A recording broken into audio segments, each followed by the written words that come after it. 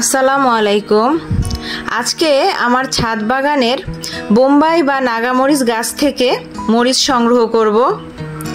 আমার চ্যানেলে বোম্বাই বা নাগামরিচ গাছের যত্ন ও পরিচর্যা নিয়ে একটি ভিডিও রয়েছে, আপনারা চাইলে আমার চ্যানেল থেকে ভিডিওটি দেখে নিতে পারেন। আমি প্রায় এই গাছটি থেকে নাগামরিচ সংগ্রহ করি। আজকে নাগামরিচ সংগ্রহ করার সময় ভিডিও করেছি, ভাবলাম আপনাদের সাথে ভিডিওটা শেয়ার করি।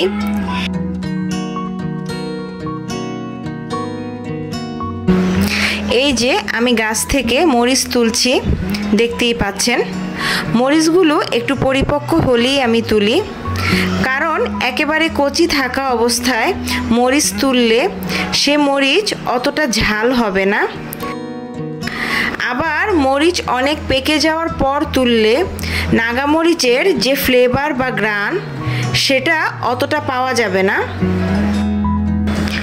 আমি মরিচগুলো বোটা সহ ছিঁড়ছি, কারণ বোটা সহ ছিঁড়লে মরিচগুলো অনেক দিন পর্যন্ত টাটকা থাকবে, আর বোটা ছাড়া ছিঁড়লে খুব তাড়াতাড়ি মরিচগুলো বাসি হয়ে যাবে। আমি মরিচগুলোকে পলিব্যাগে করে নর্মাল ফ্রিজে রেখে দিব, যাতে বেশ কিছুদিন খেতে পারি।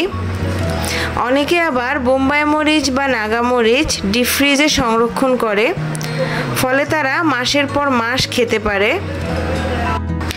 বোম্বাই মরিচ কিংবা নাগামরিচ ডিপ ফ্রিজে সংরক্ষণ করার বিভিন্ন নিয়মকানুন আপনারা বিভিন্ন ইউটিউব চ্যানেলে পেয়ে যাবেন। সেখান থেকে দেখে ডিপ ফ্রিজে নাগামরিচ কিংবা বোম্বাই মরিচ সংরক্ষণ করতে পারেন। এতে করে আপনারা অনেক দিন পর্যন্ত বোম্বাই মরিচ বা নাগামরিচ খেতে পারবেন। এই মরিচগুলো খেতে অনেক ঝাল। যারা ঝাল খেতে খুব পছন্দ করে তারা এই মরিচগুলো খুব পছন্দ করে, আর যারা তুলনামূলকভাবে একটু কম ঝাল খায় তারা এই মরিচগুলো একটু কম খায়। আমার গাছের কয়েকটা বোম্বাই মরিচ পেকে গেছে, দেখতেই পাচ্ছেন। এই পাকা বোম্বাই মরিচগুলো আরও ভালোভাবে পাকলে তখন আমি এগুলো থেকে বীজ সংগ্রহ করে আবার বোম্বাই মরিচের নতুন চারা তৈরি করব। বীজ থেকে বোম্বাই মরিচের নতুন চারা তৈরি করার ভিডিও আমার চ্যানেলে পেয়ে যাবেন।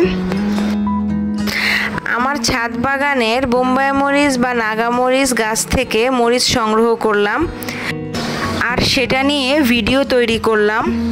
ভিডিওটি যদি আপনাদের কাছে ভালো লেগে থাকে তবে ভিডিওটিতে লাইক দিন এবং শেয়ার করুন, আর দয়া করে আমার চ্যানেলটি সাবস্ক্রাইব করুন। আর ভিডিওটি নিয়ে কোনো মতামত কিংবা কোনো কোয়েরিজ থাকলে সেটা অবশ্যই কমেন্ট বক্সে জানাবেন। আজকে এতটুকুই। আপনারা সবাই ভালো থাকবেন, সুস্থ থাকবেন। আল্লাহ হাফেজ।